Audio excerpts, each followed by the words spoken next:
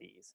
Okay, so let's start this fireside chat on how to analyze a document. And again, I'm here more to tell you ways that you can analyze a document quickly and successfully without getting bogged down by any of them. So first things first, remember that analyzing a document relies upon things that can't be helped in the moment. So reading comprehension and the speed at which you read are the two most important things that go into being able to successfully analyze a document. Those cannot be helped on the day of a test. However, you can help those things beforehand, and you get better at reading comprehension and reading speed by reading more. Practice, practice, practice. Well, that's why you've been given documents and textbook readings all year long, to try and get you better at this sort of thing under duress. Well, what do you do now? If analyzing documents is really at the heart of your concern, there is a way that you can practice. Okay, since many of us don't have documents just laying around, here's what I suggest you do. So if you go to Google and you type in AP US History free response question, and then you pick any year you want. So we'll pick 2019, and you hit enter. The first thing that comes up is going to be last year's free response questions. And when you open that file, it should be the first link there. You can scroll down and it'll show you the short answers, and then you'll get to question 1, which is a DBQ. Once you find question 1, you can find the prompt, read the prompt, because without the prompt, you're not going to know what the documents are pertaining to. Once you've read the prompt and understood it, go ahead and look at the documents. And the first one's about Jane Addams, 20 years at Hull House.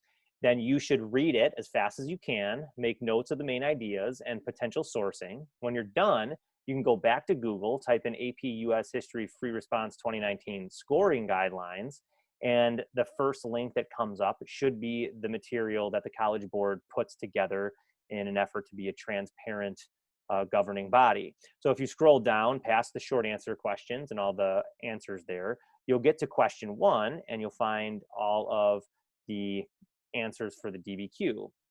So it's the same question that you analyzed before, but if you scroll down, they have a chart with their summary of the document and all the possible ways to source it. Okay, so you can do this with all past DBQs that the College Board has released. You should be able to go and see what the main ideas are and what the possible sourcing methods that they come up with are. So you can basically check yourself. You can play math and do the problem and then look at the back of the book. So now, if you're going to do this, keep in mind that as you're practicing analyzing documents, you should aim to move quickly. That's the goal of it. You need to be done with 5 documents in 10 minutes and having read the prompt. So that's not a lot of time there. You want to keep in mind the prompt when you're reading the documents. Listen, no historian analyzes a document just for fun. They always have some sort of purpose, whether it's a purpose they've given themselves or a prompt that's been given out from the outside. They're doing it for a reason. So you have to know what the prompt is when you're looking at the documents. So once you've done that, isolate the main idea or the main content of the document and try and connect it to any specific events, figures, places, or developments that are happening at the time the document is written.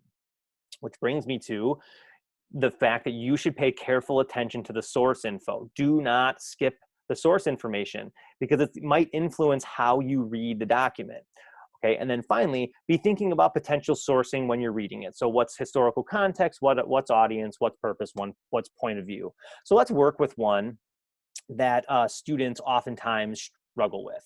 And this is a question that pertains to this document that pertains to this prompt. Evaluate the extent to which transportation innovation contributed to American national unity in the period from 1800 to 1860. So we're basically talking about how technological innovation in the realm of transportation led to a more cohesive America. All right, so if that's the case, consider this document. And it's written by a guy named Jesse Chickering, who's somebody I have never heard of before, but nevertheless, we got to keep him in mind. He's a political economist, which means nothing to most people, vague, ambiguous term. He wrote something called Immigration into the United States, and he wrote it in 1848. Now he says, we have arrived at the period in the history of foreign immigration when the number of foreigners coming here, 1/2 of whom may be considered adults, nearly equals the natural increase of the white population of the United States. So he's talking about there's a lot of immigrants coming. All right, so such a massive population annually diffused among these states must have most important effects on the condition and character of people. It's impacting people, this wave of immigration. Okay, fine. The moral and physical condition of these immigrants, after undergoing many trials, which are to be expected from settling in a foreign country, is generally very much improved. So the immigrants are getting better. Wonderful. But then he says, is the country truly benefited by this great foreign immigration? Have the people been made wiser or better or happier? It has been said that without these foreigners, our railroads, canals could not have been constructed.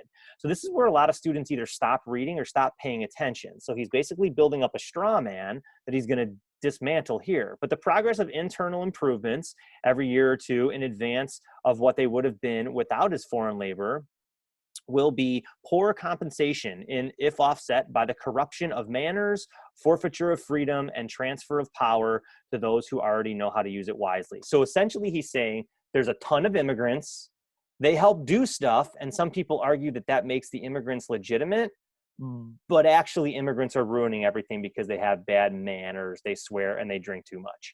Okay, so this is where then you would say to yourself, all right, so how then can I source this information?